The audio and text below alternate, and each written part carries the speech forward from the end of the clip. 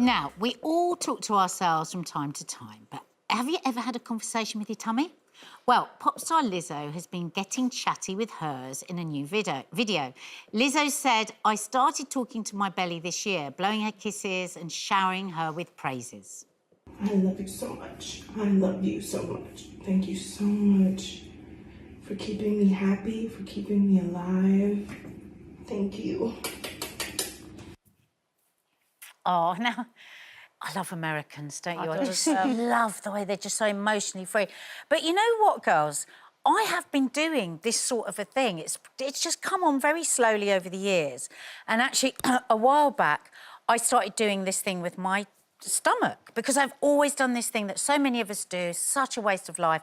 I hate my stomach, just giving out like that. Hate my stomach, hate my stomach. What a terrible thing to say to yourself, you know. So I started doing this thing of, do I actually? So I started by just like squidging it, right, and just going, actually, when I really feel it, feels actually, nice, doesn't it? It's nice.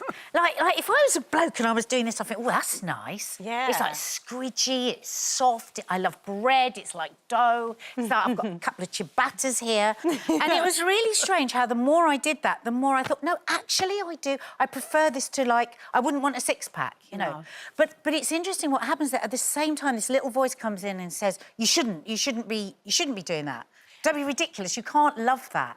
But actually, I really am starting to. I can love it. It's one of them things, I don't know if you feel the same. I feel like, especially in the UK, we are almost taught that deprecation, is more attractive than being confident. I think lots of other cultures, confidence is attractive, but in England, I don't know, maybe nobody else feels like this. I feel like we're taught that actually you should be more shy, you should be less proud, you should be less confident, because all of those things actually are not attractive. Yeah. And there's been so many times when I've felt pretty or like I am worthy and that I've done a good job, or smart, or all of the things that I'm told I'm not allowed to feel. I've felt those ways and almost felt embarrassed to say it. Well, you had a massive impact on me. And I know we've spoken about this before, when you first came to Loose Women, and I was like, who's this strange young girl? The way that she just says this stuff, and she can say something positive about herself, but then she doesn't then discombobulate it by saying, I know I shouldn't say that, and I know da-da-da-da. You would just say it, state it as fact, acceptance of yourself, and move it on. Because that's what we want to do, we want to move it on. And actually, I learned a lot from you. That really, It's a work in progress, isn't it? I think anyone who's trying to come to terms with the way society has told us to think about themselves is constantly, every single day, making a conscious decision to go against the grain. And that's how I feel about it. I think every single day I have to consciously tell myself nice things about myself, otherwise I will genuinely fall into a pit of And that's a very important part. It's not a thing like, oh, I'm now healed and I'm a body-confident person. What I want to do is change that to body acceptance. You know, just accept that what we've got, somebody said to me the other day, and it's quite American, I get it, it's the vessel for our soul. Well, it is. It's actually just the vessel for everything else. And you've always struck me, Linda, as being very accepting of what you are. I've spent a lot of years on diets and things, but now I've got to 62 and I just think I'm happy with what I've got. I'm healthy and I'm enjoying it. And what I do sometimes is, if I'm feeling a bit down or don't think I look that great, I look in the mirror and I sing, I love me, I love me, I love me. Oh, why am I so bloody lovely? And it makes me feel better. Try it at home, guys. Might go to #1. What about you, Kaye? Well, you know, I think that is lovely, even bloody lovely, Linda. We're allowed to, aren't we? As long as we're talking about the entire person. I do sometimes get a bit concerned, particularly with women, that we obsess about our bodies. And we talk a lot about our bodies because of social media. We see bodies, imperfect bodies, perfect bodies, body we love, body we hate, natural bodies, unnatural bodies. And I just think, although much of it is positive, and I love the stuff you do, Nadia, I think it is positive, but we just see a lot of bodies, and the subliminal message I think that we give out is that is the most important part of being a woman, is the way that we disagree. look. And, I mean, Kaye, can I just ask you one thing? But you've got to let me finish. Oh, sorry, go on. I thought you had. Sorry, go on. No. You know, if we look at Amanda Gorman, the poet who absolutely took the Biden inauguration by storm, or Kamala Harris, or Greta Thunberg, we don't know what their bodies are. We don't even think about their bodies because they're listening to what they say.